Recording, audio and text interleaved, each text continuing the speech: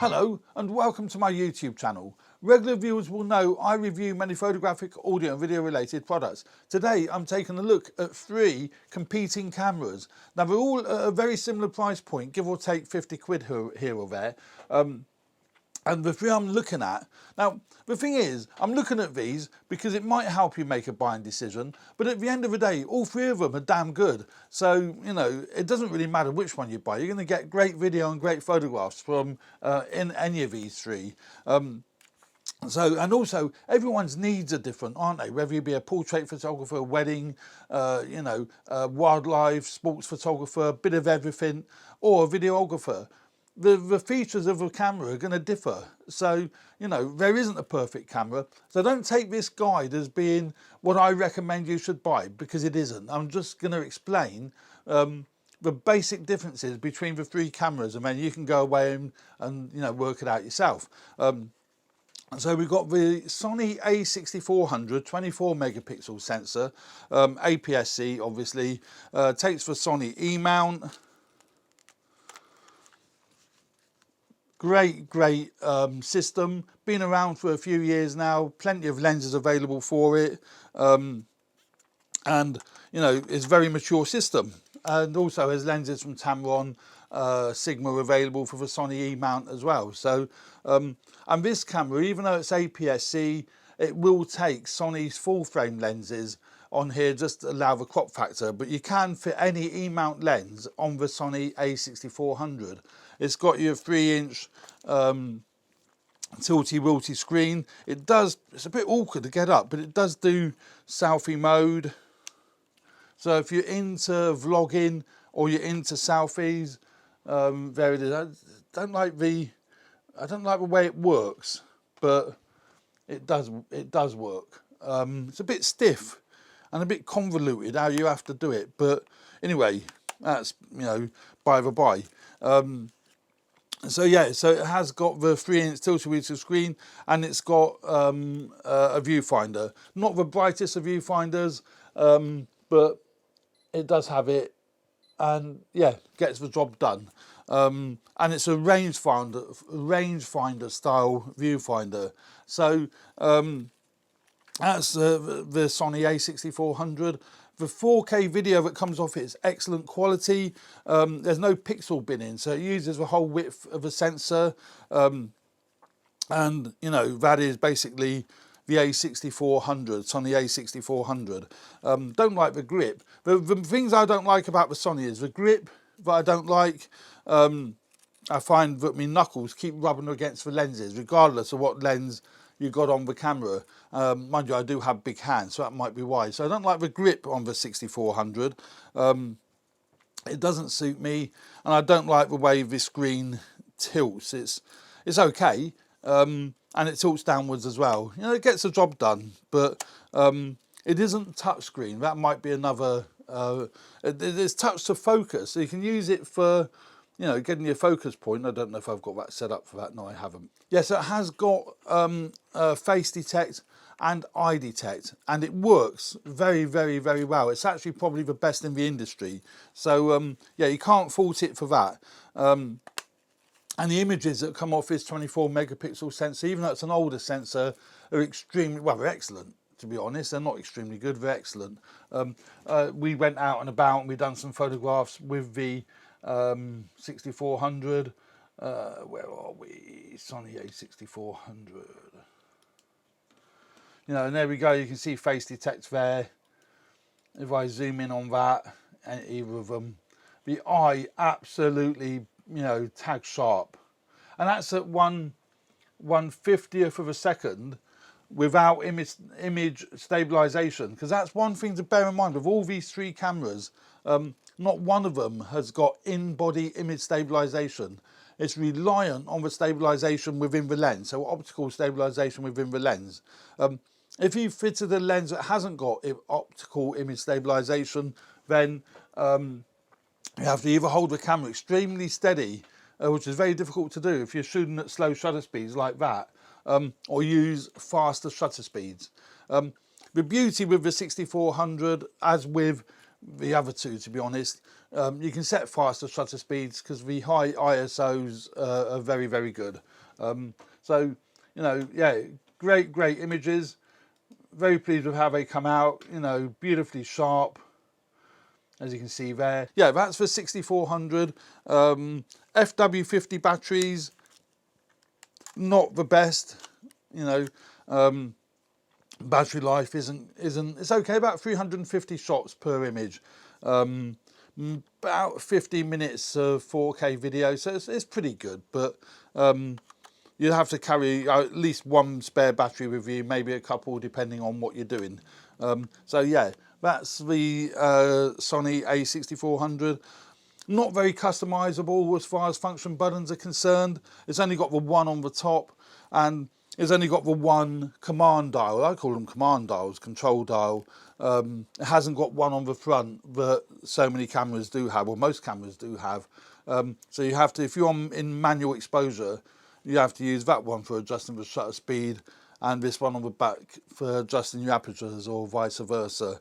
Although there are assignable function buttons on the back here, which is pretty much the same on the other cameras. But it does have, which is what Nikon and Canon have, a quick, I don't know what they call it, there's a function there, FN they've called it. So you can preset some of the, you know, functions that you use rapidly, you use all the time, so you can preset them within that menu. So, and that's pretty quick to get to, quite intuitive, but as I say, it's not touchscreen. Touch to focus, but when you're in the menu, you can't do anything with it. So there we go. So that's the Sony a6400. Great images, great video, but lacking function buttons, control dials, and the grip I'm not keen on, and the viewfinder's not the brightest. But then we come on to the Canon M6 Mark II. These aren't in any particular order. Canon M6 Mark II takes the M series of lenses. So that's the M6 Mark II there. 32 megapixel sensor, so huge number of megapixels on it. But again, fantastic image quality. I've been blown away by the image quality that comes off this sensor. Very, very good. And very good in low light as well. Although the downside really with the Canon M range is basically its mount, more so than anything else. Because it's the Canon M mount, as I said, I showed you earlier, there's very little range of lenses for it, and there's hardly any third-party support. The lenses that are made for are pretty good. Some are much better than others. And if you use something like this 32mm, a 22mm lens on it, it makes the camera really compact, really, really nice.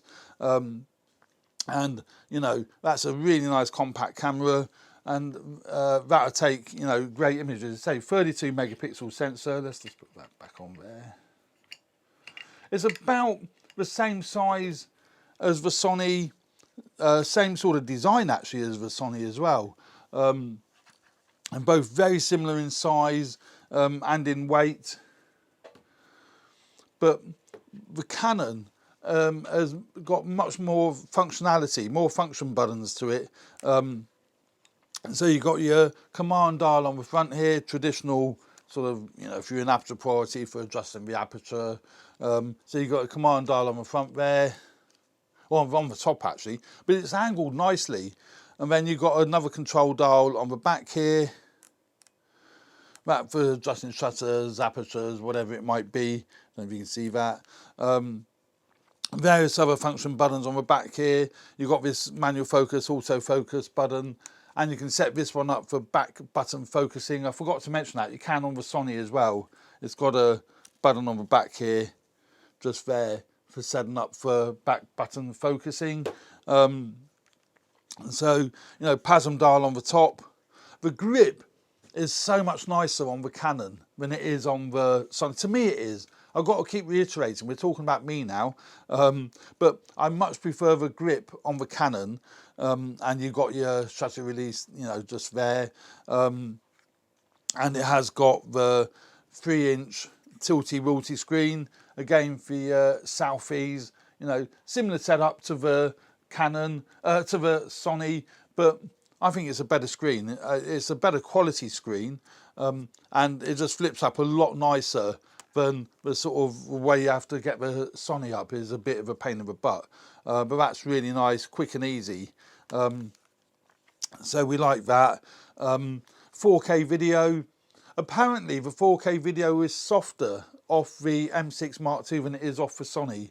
I've done some tests. For what I use it for, I find the video quality on the M6 II, the 4K video is excellent. So, you know, take that as you wish, but I don't really have an issue with it. It's got the dual pixel autofocus. So again, face detect, eye detect, everything works great on here. And the Canon dual pixel autofocus, again, is one of the best in the industry. It's snappy and it works really, really well. Plenty of function buttons, just the same as on, well, the Sony hasn't got many function buttons, but this one has got more function buttons than what the Sony has. And also it's fully touchscreen. So what I love about the Canon, I'm getting so confused now, what I love about the Canon is that you can just touch the exposure compensation to adjust it there, the screen. See, I'm just touching the screen to make these adjustments. Touch there to adjust the aperture. You know, so quick and easy. I just love that with the Canons. It's got many other ways. It's got a dual function button on the top here, so you can set that to exposure compensation to whatever you like. A nice solid on-off switch, which again I like. It's not going to get knocked in the pocket, taking it out of the bag.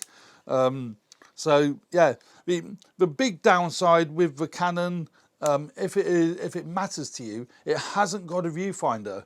The Sony and the Nikon's got viewfinders. I'm not, you know, I'm not impressed with the Sony viewfinder, but I can use it, but I tend not to because I don't find it that comfortable to use. But the Canon hasn't even got one. You have to, I've got an add-on one you put into the hot shoe, and that makes it more bulky and more cumbersome. That may not be, you know, may not be of issue to you. You might be just looking for a really high quality compact camera. But I say the downsides with the Canon really, other than the softer 4K video, which I haven't noticed, but the two big downsides is the Canon M mount and the lack of a viewfinder. The beauty with the Canon M mount is you can adapt it. You can actually buy an M mount adapter. Actually, I got mine with the camera when I pre-ordered it. So you can get one of these little adapters. It's the Canon M mount adapter. Basically enables you to adapt any Canon lenses. Now, I've used a very old Canon 35-80 lens here that I got off an old film camera. That adapted to it. The autofocus works fine. Bit noisy, but it did the job, you know, or does the job. So, you know, let's whack this on because it retains the autofocus and the exposure, and it's very, very good. It is extremely good. Don't have any fear in buying, you know, the Canon M range because you think that, you know, the lenses are going to be an issue. It might be an issue if you know, aren't into the Canon ecosystem. If you already got Canon glass, I would say go for the M6 II because you can just adapt your existing Canon your Canon EF and EFS glass. If you're not in the Canon ecosystem, then the market's really wide open. But I would still consider the Canon M6 II because you can get some really, really good value EF glass and EFS glass. You don't have to worry with the fact that the Canon M system is very limited to what lenses you can get. But that is a big advantage with the Sony system. The Sony E-mount system is very mature and there's plenty of manufacturers making glass for the Sony E-mount system, but the same as the Canon, you can adapt it. But so you can put any lenses on the Sony a6400. But I say one big thing about the Canon is the dual pixel autofocus, and it's a 32 megapixel sensor. So the image quality it comes off it is, you know, the best out of the three of them. So I would say for image quality, the Canon scores the highest. But in practical terms and real terms, you're not really going to notice any difference between the three of them unless you want to crop your images a lot more. You can do that with the M6 Mark II. So that's basically the Canon M6 Mark II, but it does lack a built-in viewfinder, and as I say, the M glass isn't the widest available. Or we all only take an SD card. There's only one SD card slot in all three cameras, so there's no dual card slots. Again, battery life on the Canon is pretty much the same as the Sony, about 350 images. A little tiny Canon battery slots in there. So that's the Canon M6 Mark II. And then we come to the newest one of all of them, the Nikon Z50. Now, ergonomically, the Nikon Z50 is by far the best. Another reviewer, DP Review, came up with the same conclusion. The Z50 is by far the best. I absolutely love it. A really big grip, nice comfortable grip. I can walk around all day long with that quite happily, you know. And also all the function buttons, oh, there's plenty of them. It's absolutely, I mean, Nikon, for the ergonomics, have done an amazing job. And I praise Nikon very, very highly for that. I mean, it's awesome camera from a handling point. It's the one I always pick up straight away. It's got the smallest APS-C sensors, a 20 megapixel sensor, 20.9, so 21 effectively. And you can see there, huge Z mount for a small APS-C sensor inside. But, you know, fantastic image quality, even though it is a smaller sensor. No IBIS, that's the same as the other two. And ergonomically function buttons everywhere. I'm not going to go through them, but yeah, ISO, not white balance, ISO, exposure compensation. All of these can be pre-assigned for other functions. PASM dial on the top, just the same as you have on the Sony and on the Canon. Function buttons on the back here. Great layout, great design. Don't like these cameras with, I don't like auto lenses that you have to switch on before you can use them. Canon do it, so the Sony do it. It annoys me, but that's the kit lens that came with it. So 3-inch tilty-wilty screen, just the same as the others, but this one, for some dumb reason, well, not dumb reason, it has to because the viewfinder's at the top here, but the screen goes downwards. So just a different design to the others. So when you can still do your selfies if you're into selfies and whatever. I'm not into them, but it works the same, does the same. Image quality is fine, you know. Actually, it's the first time I've tried that. It works pretty well actually with this kit lens, and it's not heavy. But yeah, that's the selfie mode. It's the same again. The fact that the screen goes down, if you put it on a tripod, you're stuffed, because obviously it obscures the view, although you can get an offset bracket, which I've ordered, so the tripod is off to an angle. But the problem with the Canon and the Nikon is that because the screens go up, if you put like a microphone or something on the top, because that's what you would need if you're vlogging, it blocks the screen anyway, so you know you're not going to win, are you? So yeah, but they're all great vlogging cameras, but as I say, ergonomically the Nikon is, you know, the winner for me. And it takes the Z mount lenses. Now that is a downside, I guess. Some people would call that a downside, and it might affect your buying decision. The fact that it's Z mount, the only real Z mount lenses available at the moment is the kit lens, which is this one here that's on the camera, and 50 to 250, I think it's 50 to 250, something like that, which I haven't got. But it will take the standard, well I say standard, Sony, Nikon Z mount full frame glass, like I've got the 14 to 30 here. Fantastic optics, fantastic lens, pin sharp lens, but it's quite big and bulky, and it's quite heavy, you know, so, and it's expensive. So, you know, that if you're buying the APS-C camera, you don't really want to go out and spend 1,200 quid on a full frame piece of glass. But what people are forgetting to mention is, let me just put that, God, I've got lens caps everywhere here,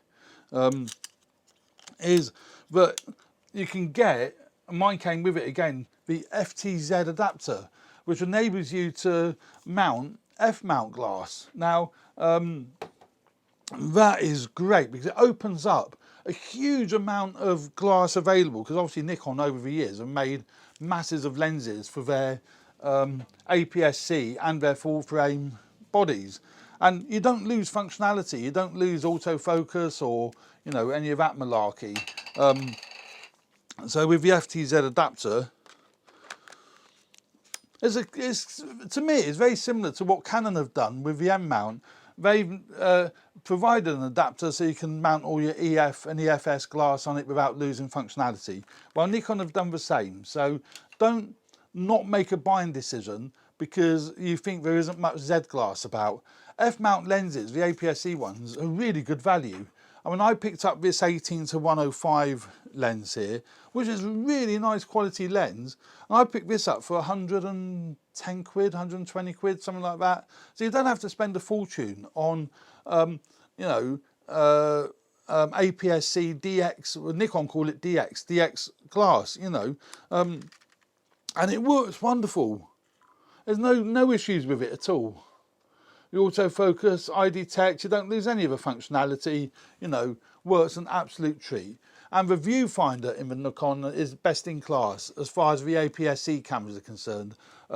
It knocks the spots off the Sony, much nicer viewfinder than what the Sony is, and it's much better than the Canon one because the Canon one ain't got one. So, you know, if that is important to you, it's quite important to me. You know, I like to have a decent viewfinder, and the Nikon one scores wonderful for that. You know, great piece of glass, great autofocus. So there we go. So really, that's the three cameras. The Sony, I think a lot of people will vie for the Sony because of the E-mount system, but don't be put off the Nikon or the Canon. My favourite, just so that anyone knows, because they're going to ask, is the Nikon. I love the Nikon Z50. Now I've already got two Z6s, so it was a no-brainer for me because I already own Z glass. And you know, the Z50 was just a great compliment to me because it's so compact, and you know, I was able to put my Z mount lenses on, but I use the FTZ adapter more than I do my Z mount lenses.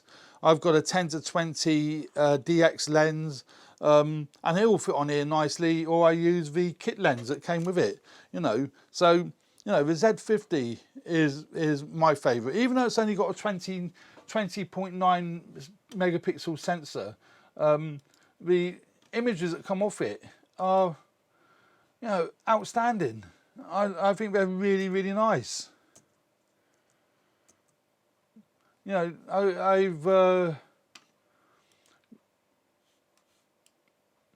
got, and low light is really good. And I've got a lot of respect for Nikon. I think they've done an excellent job with this, with the Z50. And I say, and low light is still very, very, very good. You know, even at very high ISOs. I mean, that one's at 3200 ISO. You know, and clean as, you know, I might have added some noise reduction to that, but you know, great images. So as I said, all three cameras produce great images. Well, actually 4 cameras if you include the Fuji X-T30. But My award, if there was such a thing as award, goes to the Nikon Z50. I love the ergonomics. I love the way you can adapt old f-mount lenses. Well, not old, but Nikon f-mount lenses to it. And great viewfinder, great monitor. So all in all, it is the Nikon Z50 that gets first place. Second place is the Canon M6 Mark II. Again, lovely grip, plenty of functionality, lovely touchscreen. And third place goes to the Sony, only because for me, I don't like the grip. I think it's a horrid grip. And battery life isn't great, and the viewfinder isn't as good as it is on the Nikon. So in a nutshell, that's it. I hope you enjoy this channel. I hope you found this video of some use. It's not really a buyer's guide because everyone has different needs. But once again, thanks for watching. If you did find this video useful, please hit the like button, really appreciate that. And if you want to subscribe to the channel, if you haven't already done so, please subscribe. Any comments, please leave any comments below if you have any questions to ask. I do try to reply to as many as I can, if not all of them. So once again, thanks very much for watching and stay tuned for more videos relating to video and photography. Thanks very much. Bye for now.